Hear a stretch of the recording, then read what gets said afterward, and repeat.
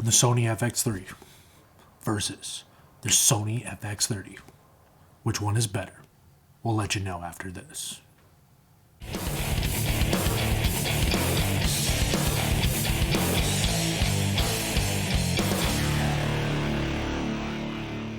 Alright guys, today we're going to be talking about the FX3 versus the FX30. Right here, actually we have an FX30 here. I would show you the FX3, but we're currently shooting on it right now. But I just want to talk to you about the differences, kind of a little bit of a comparison video of these two little cinema cameras here. Basically, they look exactly the same. Both come with this top handle. We have an extender on it on both of them, but it comes with the top handle, which allows you to get audio, which is super nice, super convenient, especially for run into gun shooters. It's a perfect kind of scenario for you. But for us, we decided to go with both. We went with the FX3 as our main A cam. That's hence why we're shooting on this right now. We're shooting on the FX3 right now, and we have the FX30 as our B cam. Kind of the two comparisons that I want to go over is number one, price point.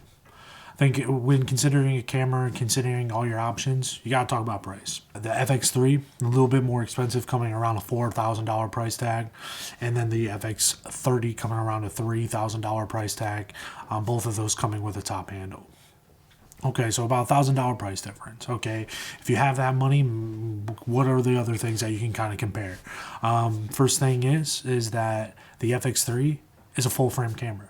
If you don't know what that means, it just basically means when you shoot, basically you're going to have a wider field. Like, it's not going to be cropped in. So most cameras nowadays are either full frame or Super 35. The FX30 here is a Super 35, so it's a little bit cropped in comparison to the FX3. So when you shoot on, let's say, a 20 millimeter lens, the FX30 is going to be just a little bit more squeezed in. It's going to almost look like it's more of a 24 instead of a 20. But then that full frame is going to be a lot wider. It's going to look more like a true 20 millimeter.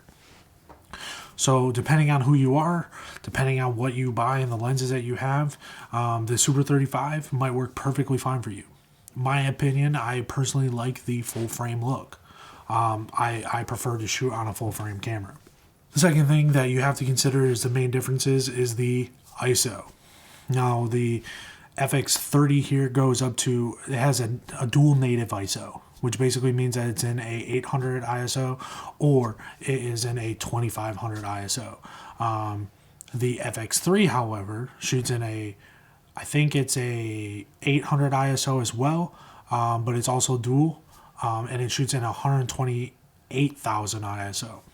So the low light capability of the FX3 is unmatched. It is completely ridiculous how you can shoot in low light with that camera. But the FX30, I will say, fares well in low light.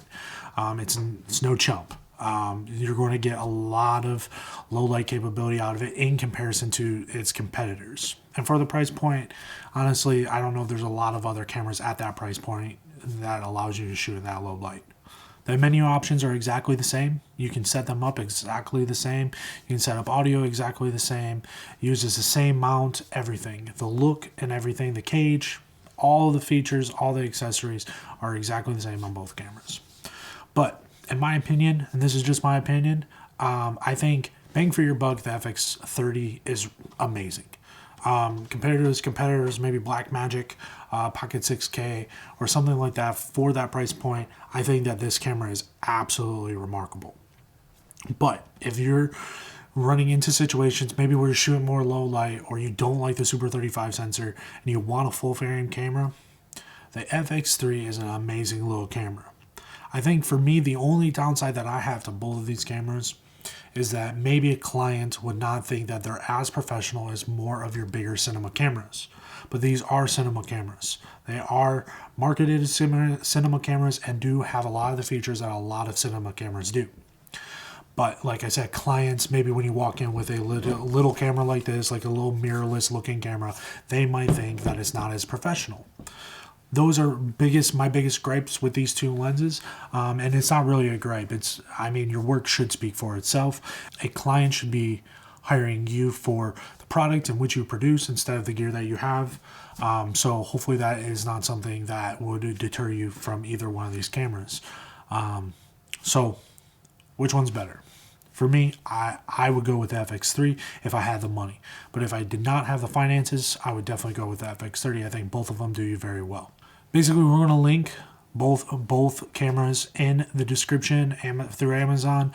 If you are looking to get into a cinema line camera and maybe you don't have one, definitely check those out. Check out the specs, the ability to shoot and log, the dynamic range and everything. If you want more of those specs, definitely check those out. Also, in the description will be links to our website, our social media. Definitely give those a look. Hopefully that you see something that you like, give us a follow or whatever, see what we're doing, see the things that we're going on in our everyday life. More of the shooting, some behind the scenes stuff is coming soon. And so, yeah, be on the lookout for that. But we appreciate you sticking around. And until next time.